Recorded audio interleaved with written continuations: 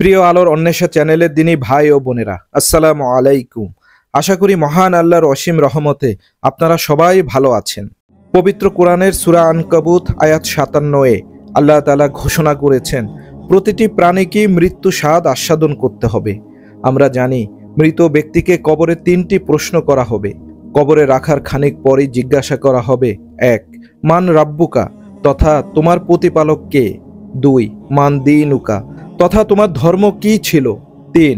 প্রিয় নবী মুহাম্মদ সাল্লাল্লাহু আলাইহি ওয়াসাল্লামকে দেখিয়ে বলা হবে, মান হাযার রাজুল, তথা এ ব্যক্তিটি কে? কবরের ব্যক্তি মুমিন হলে প্রথম প্রশ্নের উত্তরে বলবে, রব্বি আল্লাহ, তথা আমার প্রভু আল্লাহ। দ্বিতীয় প্রশ্নের উত্তরে বলবে, দীনি আল ইসলাম, তথা আমার ধর্ম ইসলাম। তৃতীয় প্রশ্নের উত্তরে বলবে, হাযা রাসূলুল্লাহ, তথা তিনি আল্লাহর রাসূল। আর ব্যক্তিটি যদি মুমিন না হয়ে গুনাহগার হয়, তাহলে সে এসব প্রশ্নের উত্তর দিতে পারবে না। আর যারা এসব প্রশ্নের উত্তর দিতে পারবে না, তাদের জন্য রয়েছে কবরের শাস্তি। এখন প্রশ্ন হচ্ছে, এমনও লোক আছে যাদের মৃত্যু হয় আকাশে বা সাগরে, মৃতদেহ পানিতে ভেসে গেল, পুড়িয়ে ছাই করা হলো, টুকরো টুকরো করে জমিনের বিভিন্ন স্থানে ছড়িয়ে দেওয়া হলো, কিংবা মৃতদেহ ফ্রিজিং করে রেখে দেওয়া হলো। অর্থাৎ যাদের লাশ মাটিতে দাফন করার সুযোগ হয় না, সেক্ষেত্রে সেই ব্যক্তির কি সওয়াল জবাব ও আযাব শুরু হতে পারে? এ বিষয়ে ইসলামের কথা হলো, কোনো ব্যক্তি মারা গেলে সে তার ঈমান ও আমল অনুযায়ী শান্তি বা শাস্তি ভোগ করবে। এই শান্তি বা শাস্তি শরীর এবং রুহ উভয়তেই হবে। বর্ণিত আছে যে কেউ মারা যাওয়ার পর যদি শাস্তি বা শান্তির হকদার হয়, তবে সে তার পুরোপুরি অংশ পাবে, তাকে কবর দেয়া হোক বা না হোক। আল্লাহ তাআলাই স্রষ্টা, উদ্ভাবক এবং প্রত্যেক জিনিসের উপর ক্ষমতাবান। যখন মহাপ্রলয়ের দিন আসবে, তখন রুহু শরীরে ফিরিয়ে দেওয়া হলে তারা তাদের কবর থেকে অথবা যেখানে যে অবস্থায় থাকুক, মহান আল্লাহ তাআলার কাছে হিসাব দেওয়ার জন্য উঠে দাঁড়াবে। মৃত্যুর পর সওয়াল জবাব এবং এর পরবর্তী প্রতিদান ও শাস্তি ইসলামী আকীদার অন্যতম গুরুত্বপূর্ণ অংশ।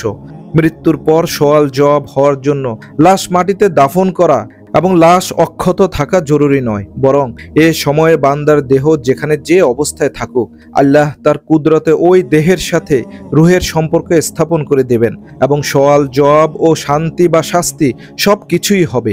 লাশ মাটিতে দাফন করা হোক বা না হোক এবং লাশ অক্ষত থাকুক বা না থাকুক, এর সাথে কোনো সম্পর্ক নেই। বন্ধুরা, বিষয়টি ভালোভাবে বুঝতে হলে আপনাকে প্রথমে আলমে বরজখ বুঝতে হবে। আলমে বরজখ তথা বরজখী জীবন বলা হয় মৃত্যুর পর থেকে কিয়ামত শুরুর পূর্ব পর্যন্ত সময়কালকে। বরজখ মানে হলো পর্দা। যেহেতু দুনিয়ার জীবন থেকে মৃত ব্যক্তির দেহ এবং আত্মা পর্দাবৃত হয়ে যায়, এ কারণে এটিকে বরজখী জীবন বলা হয়। আর বরজখ কোনো বিশেষ স্থানের নাম নয়, বরং যেখানে ব্যক্তির দেহ থাকবে সেটিই হলো উক্ত ব্যক্তির বরজখী জীবনের স্থান বা কবর। কবরের মূল অর্থ হলো মাটির ঘর। মূলত কবরের জীবন মাটির নিচে দাফিত অবস্থায় উদ্দেশ্য নয়, বরং মৃত্যুর পর ব্যক্তির দেহ যেখানেই থাকবে সেখান থেকেই তার কবরের জীবন বা বরজখী জীবন শুরু হয়ে যায়। সেই হিসেবে ব্যক্তির প্রাণ যেখান থেকেই বরজখী জীবনে প্রবেশ করে, তখনই তার সওয়াল জবাব করা হবে। চাই তাকে কবরে রাখা হোক বা জ্বালিয়ে দেয়া হোক, পানিতে ভাসিয়ে দেয়া হোক, কিংবা কবর না দিয়ে ফ্রিজিং করে রেখে দিলেও তার সওয়াল জবাব হবেই। সেটি মৃত্যুর পর দেহ বা দেহাংশ যেখানে থাকবে সেখানেই তার সওয়াল জবাব হবে। প্রিয় বন্ধুরা, হাদিস শরীফে বর্ণিত একটি ঘটনা দ্বারা এই বিষয়টি আমরা আরো ভালোভাবে বুঝতে পারবো। হযরত আবু হুরায়রা রাদিয়াল্লাহু তাআলা আনহু এর সূত্রে রাসূল সাল্লাল্লাহু আলাইহি ওয়াসাল্লাম থেকে বর্ণিত, তিনি বলেছেন, এক লোক তার নিজের উপর সীমাহীন পাপ করেছে। এরপর যখন মৃত্যু উপস্থিত, তখন সে তার সন্তান সন্ততিদেরকে ওসিয়ত করে বলল, আমার ইন্তেকালের পর তোমরা আমাকে আগুনে পুড়িয়ে ছাইগুলোকে ভালোভাবে পিষবে, তারপর আমাকে সমুদ্রের মধ্যে বাতাসে ছেড়ে দিবে। আল্লাহর শপথ, আল্লাহ যদি আমাকে পেয়ে যান, তবে নিশ্চিতই তিনি আমাকে এমন আযাব দেবেন যা তিনি আর কাউকে দেননি। রাসূলুল্লাহ সাল্লাল্লাহু আলাইহি ওয়াসাল্লাম বলেন, সন্তানগণ তার সঙ্গে হুবহু তাই করল। এরপর আল্লাহ তাআলা মাটিকে বললেন, তুমি তার যে ছাই ধারণ করেছ তা একত্রিত করে দাও।